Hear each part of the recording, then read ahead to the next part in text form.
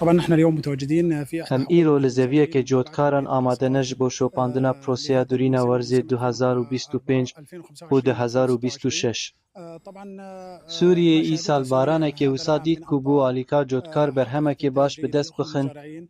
ku genim û طبعا cel li xwe digirt الانتاج شمل محصولي û القمح gelek barên والشعير wekî avdan û وخفف pêdiviyên كثير din من الأعباء ên من الري çandiniyê sivik kirin. ومتطلبات أخرى لمحصول Wezareta القمح. Aboriyê ji bo îsal طبعا nexek أصدرت diyar kir ku di وزارة destpêkê الاقتصاد de ji لهذا bo العام cotkaran تسعيرة nebaş bû.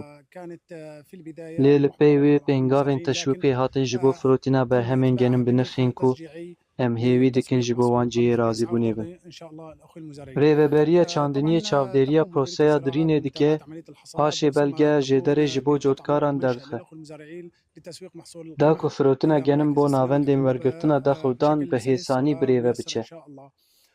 Her طبعا wiha me bi كذلك الأمر rêveberiya قامت rewşên lezgîn û بالتعاون مع إدارة karesatan الطوارئ û والكوارث rêveberiyên وإدارة navçeyan المناطق re li في gundewarê Helebê الانتهاء hevkarî kiriye. لمتابعة الحرائق Ji bo şopandin û وإخماد فوائد vemirandina السيول şewatan da وذلك ku zirar negihêje لتجنب cotkaran. الأضرار التي تلحق الأخوة المزارعين. هذا كله خلط تصير خلط بالأصناف إن شاء الله.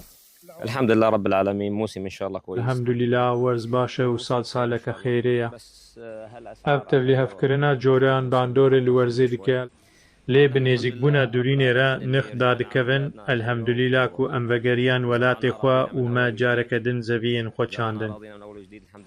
Me got belkî Xwedê ji van werzan hezkê me bide piştî ew qaswêranî, koçberî û êşa li kampan ku em tê re derbas bûn.